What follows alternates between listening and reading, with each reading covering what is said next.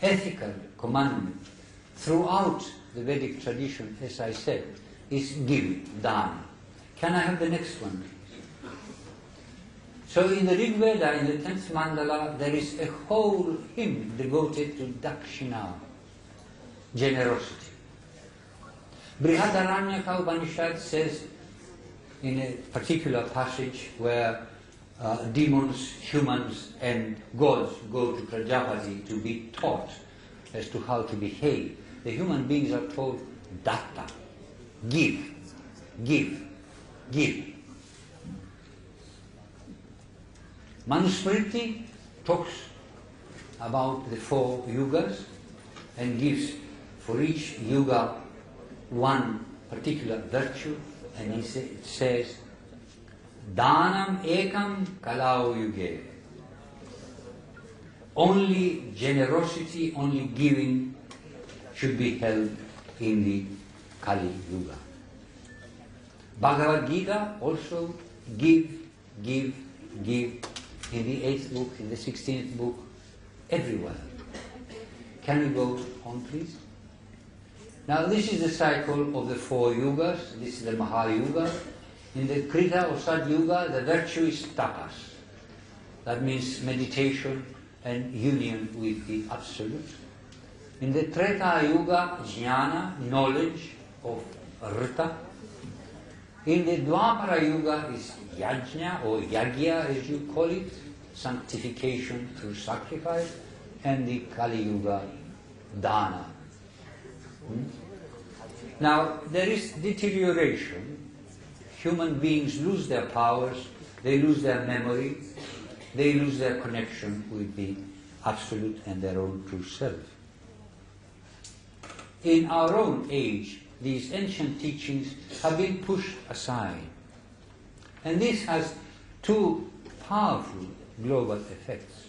One is the degradation and weakening of man's own spiritual, natural abilities, and the other is the plundering and the denudation of the planet's natural resources, resulting in deadly environmental pollution, which threatens to drown us all and poison us all. I shall take as an example what's happening to the Ganges. Can I have the next one, please? The depletion and pollution of the Ganges water.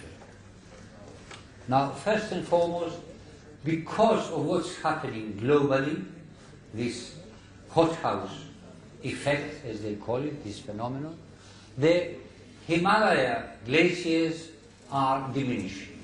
They are melting down, and therefore the water is depleted. But that's not all.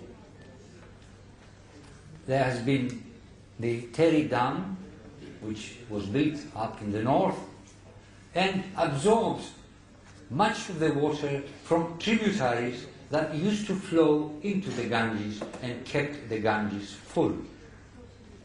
Then there are increasing canals for supplying agricultural needs, and even more big cities which are growing apace and demand more and more water. In my hotel here there is a small notice beside my bed which says, "Please save water." Now this is going to be the slogan in the next 20 years, because pure water will become more and more scarce as toxins fall constantly into all the reservoirs of water. There is the uncontrolled and explosive growth of cities which absorbs more and more water, but that's not the only thing. It has polluted water which often flows back into the rivers. Then the city sewage and industrial toxins flowing into rivers and reservoirs and the sea. Now, observe the drop of the average level at Varanasi. From 60 meters, it dropped down to 10 meters. Now, this is just one of the problems created by the modern way of life, when the ancient principles of living according to the natural law are forgotten. When we allow the pleasures to take over, egoism, selfishness, hatred and passions and that sort of thing, and forget the balance, the inner balance. Then you have the caste system, the cruelty to girls and widows. I believe there are about 34 million widows in India, uncared for, except in very, very almost primitive conditions. And there is the increasing gap between the rich and the poor. Not just in India, everywhere in the world. There is more production, the shops are full of goods everywhere you look, and yet there are people dying of starvation, of thirst, everywhere in the world. Homeless people. You go into New York, and there is the very rich Manhattan, and then you go to the outskirts of New York, very wealthy families, and then there are other areas in New York where the Negroes live, the ghettos, and thousands of people are without a roof. They live in cardboard boxes, just like your people here in the streets, in the pavements. But this is New York, which is the center of the wealth of the world. Next one, please. So that's just one problem. Now look at another problem. Studies in 2002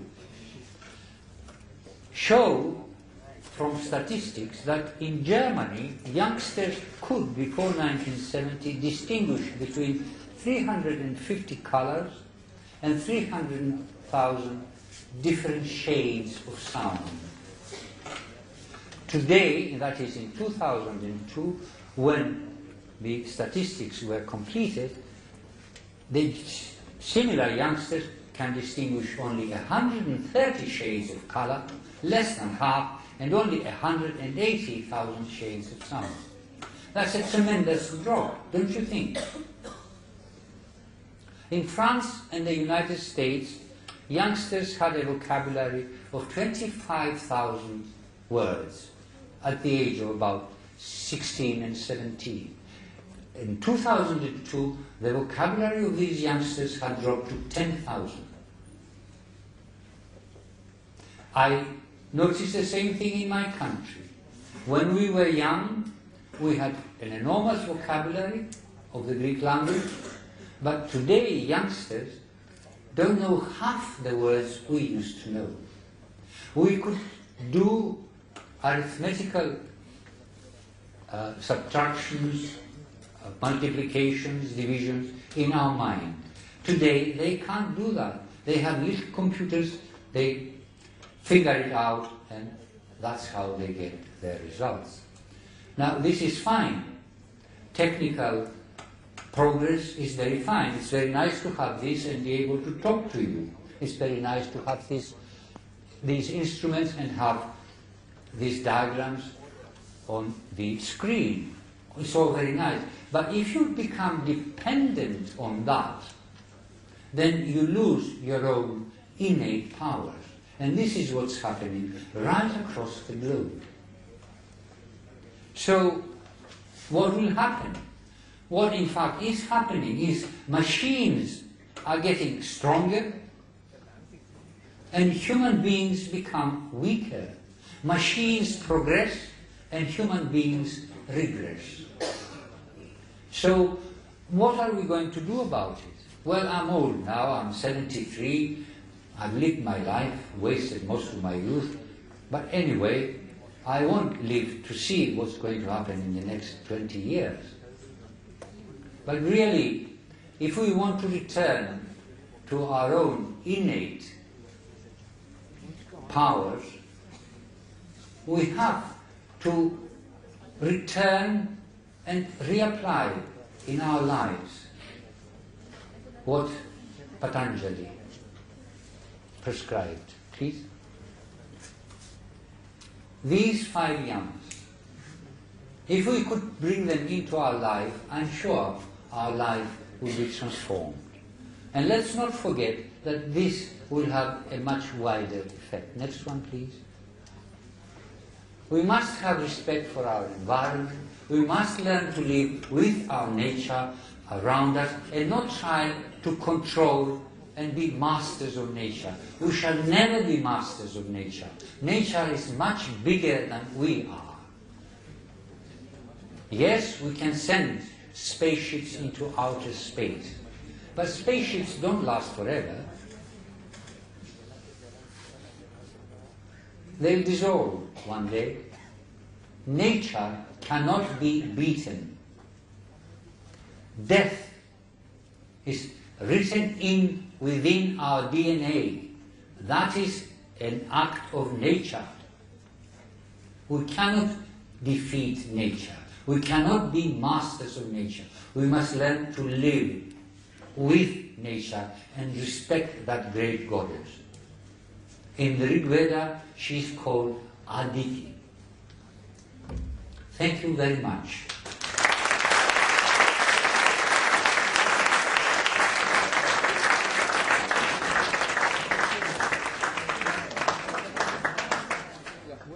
What is your take on the 4 yugas and the Rig Veda being present long before around even 20,000, 30,000 years ago?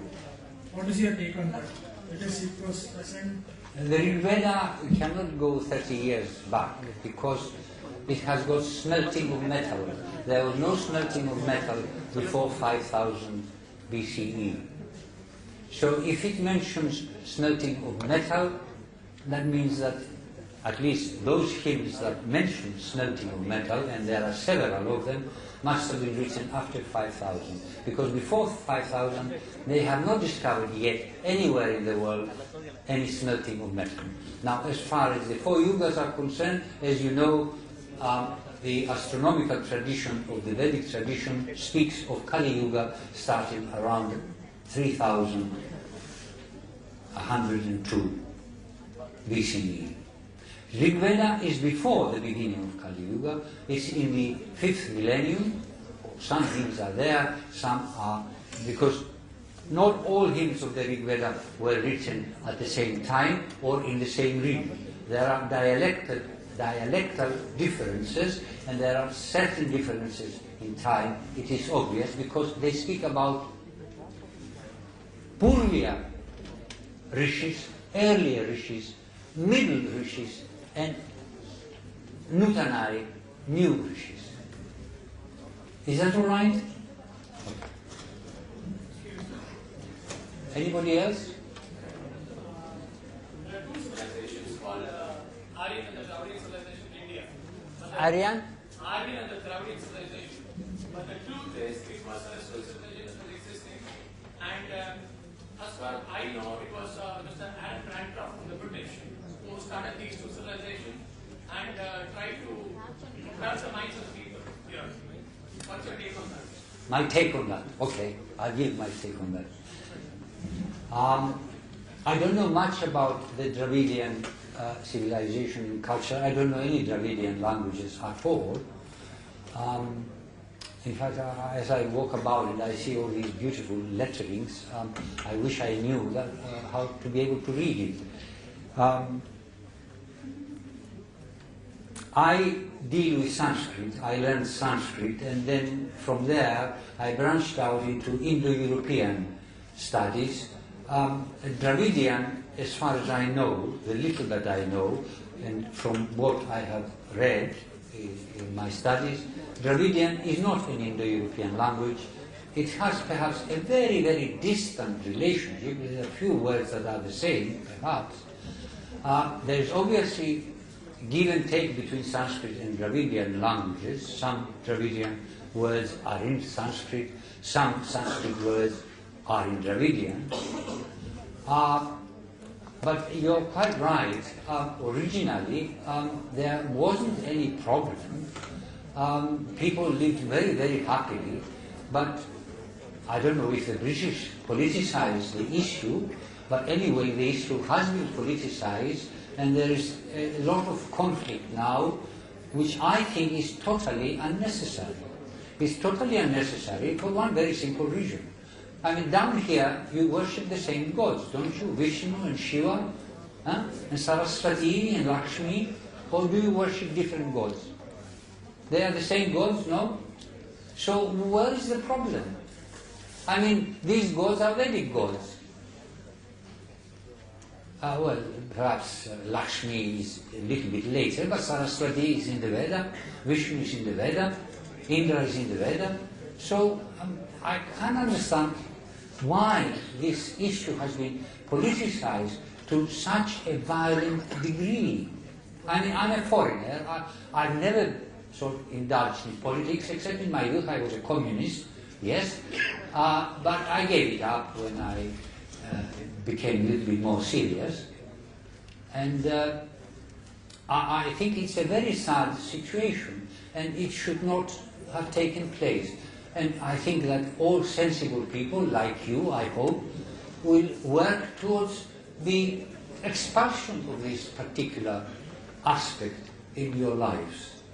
That's all I can say. Anything else? Please.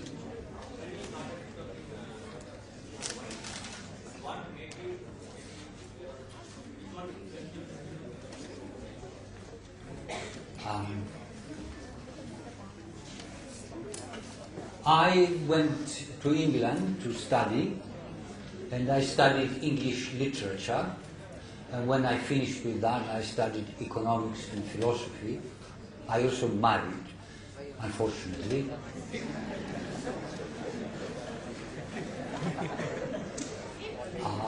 That was my first marriage. We divorced after that, and I remarried afterwards. My present wife has been married very happily for 30 years, but the first one was an experiment, and it didn't succeed.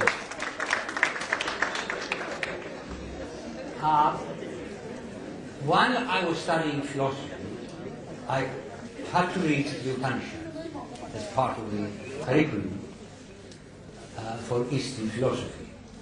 And I was so taken with the Upanishads, I thought that this is the answer to my search in life.